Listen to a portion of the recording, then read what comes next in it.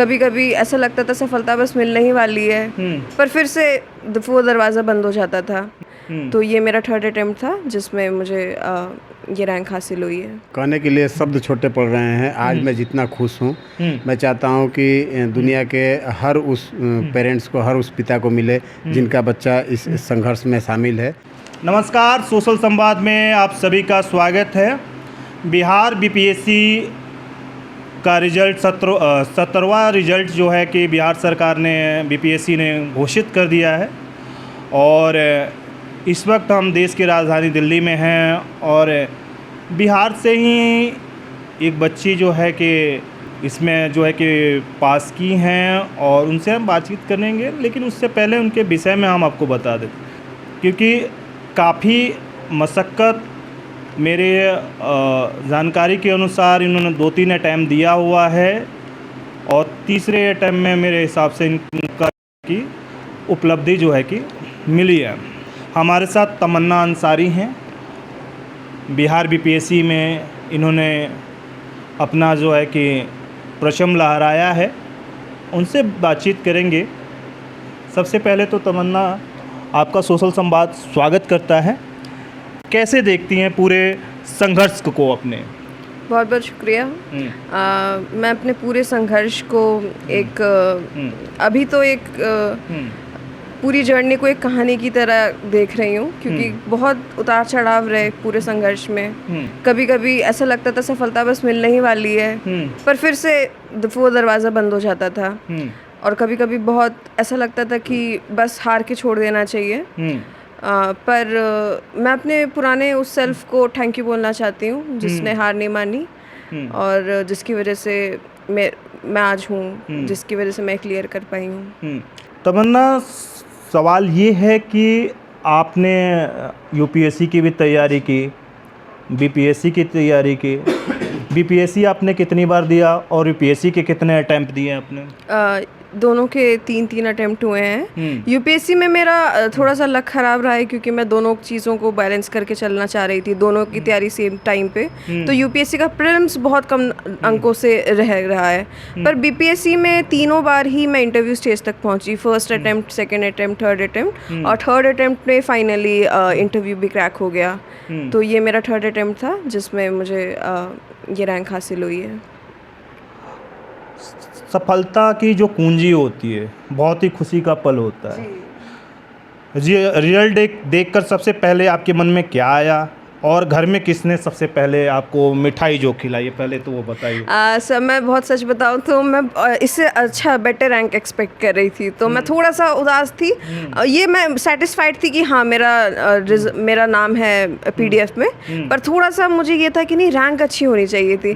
पर मैं सबसे पहले भाग के गई और पापा को मैंने बताया। और इत्तेफाक की बात ये है कि जो सबसे पहला मेंस का रिजल्ट आया था, मैंने वो भी पापा को बताया था, और सेकेंड जो मेंस का रिजल्ट आया था उसमें पापा थे नहीं, तो मैंने कॉल करके उनको बताया था। पर मैंने पापा को बताया रिजल्ट। मम्मी तो हमेशा साथ नहीं है, पर रिजल्ट के टाइम ये हो जाता था कि मैं पापा को ही सबसे पहले बता रही थी। तो सबसे पहले पापा को बताया और पापा बहुत इमोशनल हो गए थे। पिताजी तो आपके खुश थे, अभी भी खुशी बैठे हुए हमारे बगल में।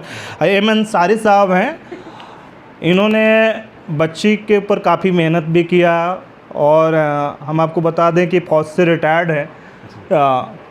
आपको कैसा लगता है जब बच्ची को इतनी बड़ी सफलता मिली है? क्या कुछ आप कहना चाहेंगे? देखिए, कहने के लिए शब्द छोटे पड़ रहे हैं। आज मैं जितना खुश हूँ, मैं चाहता हूँ कि दुनिया के हर उस पेरेंट्स को, हर उस पिता को मिले जिनका बच्चा इस संघर्ष में शामिल है, संघर्ष कर रहा है। वाकई मैं गौरव फील कर रहा हूँ, ऐसा महसूस कर रहा हूँ कि मैं इस दुनिया का सबसे खुशनसीब पिता हूँ। और हमारी बच्ची ने हमें फादर्स डे पे ये गिफ्ट दिया है, ये रैंक लाकर और बीपीएससी क्लियर करके। बहुत अच्छा लग रहा है, बहुत खुशी हो रही है। अंसारी साहब, समाज में एक चलन है कि लोग बिटिया, लोग कहते हैं ना अपने बिहार में कि बेटी हो गई तो दहेज देना पड़ जाएगा, पढ़ाई लिखाई से वंचित रखते हैं समाज, कोई भी, हिंदू हो मुसलमान। ज़्यादातर बिहार में हम लोग ये देखते हैं कि बच्चियों को जो है कि पूरी तरह अच्छी पढ़ाई लिखाई नहीं। आपने इनकी पढ़ाई लिखाई कहाँ से करवाई और आप क्या कुछ कहना चाहेंगे? देखिए, ये दुर्भाग्य तो है हमारे समाज का। मगर ये जो कुप्रथा था, ये जो बच्चियों को दूसरी निगाह से देखने का जो कुप्रथा था, बेटा को प्रथम दर्जे का और बच्चियों को द्वितीय दर्जे से देखने का जो प्रथा था, बहुत हद तक तो वो कम हुआ है। अब वैसा तो नहीं है पहले जैसा, लेकिन अभी भी समाज में व्याप्त है ये बात। तो मैं चाहता हूँ कि नहीं, बच्चे में कोई फ़र्क नहीं होनी चाहिए, बेटा हो या बेटी हो, दोनों का जिस तरह से खाना खाने का अधिकार है, पानी पीने का अधिकार है, उसी तरह से उचित शिक्षा पाने का पूरा हक है। जहाँ तक बच्ची पढ़ना चाहती है, जहाँ तक कामयाबी हासिल करना चाहती है, उसे कामयाबी हासिल करने का पूरा अधिकार है। और गार्जियन को पूरा मौका देना चाहिए, अपने बच्चों पे विश्वास करना चाहिए, अपने बच्चे को अंत तक, जब तक वह संघर्ष में लगा रहना चाहता है, उसका साथ देना चाहिए। जी, हमारे पूरे देश के दर्शक भी देख रहे हैं, ज़्यादातर यूपी, बिहार, झारखंड के दर्शक से, छत्तीसगढ़ के दर्शकों से आपका क्या निवेदन रहेगा? आप पिता हैं बेटियों के लिए, क्योंकि जो अति पिछड़ा ज़िला कहा जाता है, यूपी और बिहार, झारखंड में लोग पिछड़े जो हमें पिछड़े ज़िले के लोगों को मानते हैं, उनके लिए आपका क्या संदेश रहेगा? क्योंकि आज आप जिस तरह से गौरवान्वित महसूस कर रहे हैं, उस पर आपकी क्या प्रतिक्रिया रहेगी? हाँ, ये बात सही कह रहे हैं आप। और एज ए पेरेंट्स, जैसा मैं महसूस किया हूँ, जिस रास्ते से गुजरा हूँ, जिस दौर से गुजरा हूँ, तो उसके बारे में मैं यही कहना चाहूँगा कि हम जो भी पिछड़े हुए हैं, उसकी अगर सबसे बड़ी वजह ढूंढी जाए, बड़ी कारण तलाशी जाए, तो अशिक्षा ही है। और इस पिछड़ेपन से हमें बाहर निकलने में सिर्फ और सिर्फ कोई भी मदद कर सकता है, तो वो है एजुकेशन, शिक्षा। तो मैं सभी पेरेंट्स को रिक्वेस्ट करना चाहूँगा, मैं सलाह तो क्या दूंगा, इस लायक नहीं हूँ, लेकिन मैं आग्रह करना चाहूँगा कि आप अपने बच्चों को, खास करके बच्चियों पे विशेष ध्यान दीजिए, विशेष ध्यान दीजिए उसकी पढ़ाई पर, उसकी पालन पोषण पर, और उससे आप उम्मीद रखिए, आप उस पर भरोसा रखिए। एक न एक दिन ऊपर वाला ज़रूर आपको सफलता देगा, आपके बच्चे कामयाब होंगे और आप भी हमारे तरह खुश नसीब रहिएगा और खुशी महसूस कीजिएगा। बहुत बहुत शुक्रिया। फिर से हम आपको ले चलते हैं तमन्ना के पास।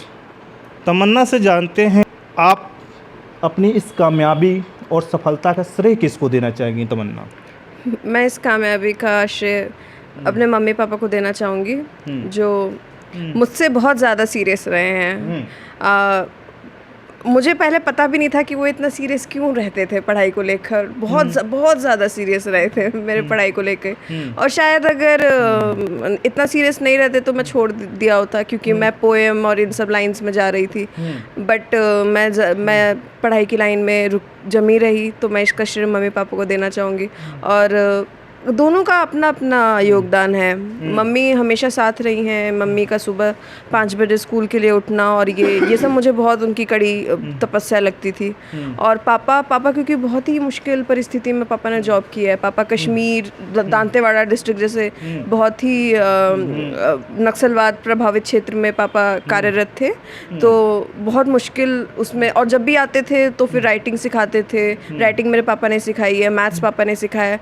तो सिर्फ मॉनिटरी नहीं, पर्सनली भी टाइम देकर पढ़ाकर जितना हो सके उनसे, मम्मी पापा ने मुझे बहुत, और क्योंकि बेसिक इन दोनों ने ही तैयार किया है। किसी भी गुरु, किसी भी टीचर से पहले मम्मी पापा ही मेरे गुरु थे, तो फिर मैं इनको बहुत बड़ा श्रेय देना चाहूँगी। दूसरी बात, लाइफ में मुझे बहुत अच्छे टीचर्स मिले हैं, वो स्कूल हो, वो कोई कोचिंग हो, या फिर वो कोई भी मार्गदर्शन करने वाले बड़े हों, और कुछ फ्रेंड्स को मैं ये श्रेय देना चाहूँगी। तमन्ना, सवाल उठता है कि ज़्यादातर बच्चे, हमारे बगल में मुखर्जी नगर है और यूपी, बिहार, झारखंड से ज़्यादातर बच्चे बीपीएससी, यूपीएससी की तैयारी करने आते हैं यहाँ पर। कहाँ कमी रह जाती? आप घर से तैयारी करती थी या कोचिंग में जाकर तैयारी करती? जैसे मैंने पहले बताया, यूपीएससी की भी प्रिपरेशन मैंने की है, तो मैंने यूपीएससी के लिए कोचिंग ली थी, और वो कोविड से पहले का टाइम था। तो जब बीपीएससी का टाइम आया, तो बीपीएससी के लिए स्पेसिफिक मैंने तैयारी नहीं की है, पर क्योंकि सिलेबस ओवरलैप होता है तो उसका बहुत ज़्यादा मुझे फ़ायदा हुआ, और उसकी वजह से, यूपीएससी की तैयारी की वजह से बीपीएससी में भी मुझे बहुत ज़्यादा फैक्ट्स जो थे वो मिल गए थे। बट मैं कहूँगी कि मैंने सेल्फ स्टडी भी की है और थोड़ा बहुत कोचिंग का भी हाथ है, तो मैं दोनों को इक्वली श्रेय देना चाहूँगी। जो बच्चे हार जाते हैं, 4 साल 5 साल कोचिंग करके, उनके लिए आपका क्या संदेश रहेगा? देखिए, ज़रूरी नहीं है कि वो हार जाते हैं, कभी कभी परिस्थितियाँ ऐसी होती हैं घर की कि उनको छोड़ना पड़ता है, क्योंकि इसमें बहुत ज़्यादा पेशेंस चाहिए, बहुत ज़्यादा पेशेंस चाहिए। हर बार जब रिज़ल्ट आता है तो बहुत दिल टूटते हैं, मैंने भी वो फेज़ बहुत बार देखा है। तो मैं दो तरीके का है, अगर वो परिस्थिति की वजह से प्रिपरेशन छोड़ रहे हैं तो फिर मैं उसको जिम्मेदार नहीं ठहरा सकती, पर अगर वो हार मान रहे हैं जबकि उनमें वो पोटेंशियल है, तो मैं चाहूँगी कि वो मुझे एक बार देखें, क्योंकि मैं भी कभी सोचती थी कि अब छोड़ देना चाहिए, बट मैंने छोड़ा नहीं और आज ये हासिल किया, तो हार नहीं माने। ग्रामीण विकास अधिकारी पदाधिकारी की कुर्सी पर आप बैठने जा रही हैं। अधिकारी की कुर्सी पर बैठने के बाद आप अपने इलाके के लिए सबसे पहला काम क्या करना चाहेंगी?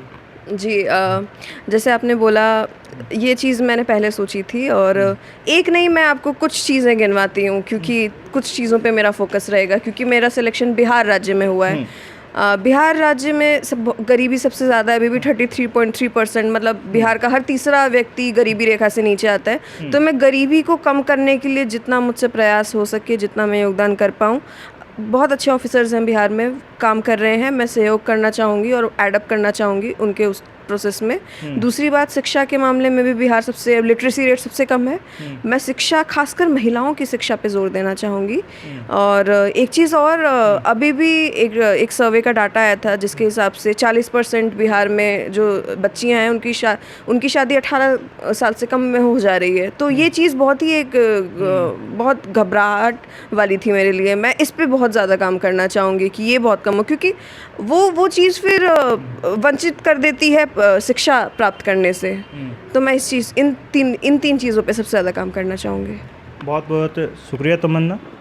तो ये थी तमन्ना, और तमन्ना से ये सीख लेना चाहिए हर बच्चे को, इनके माता पिता से ये सीख लेना चाहिए, बेटा हो या बेटी, समाज में सबका अधिकार बराबर है, और सबको जो है कि सामान्य भाव से घर में ट्रीट करना चाहिए, और सबको बराबर ही प्यार मिले, और सबको जो है कि शिक्षा का अधिकार जो है पूरा मिलना चाहिए।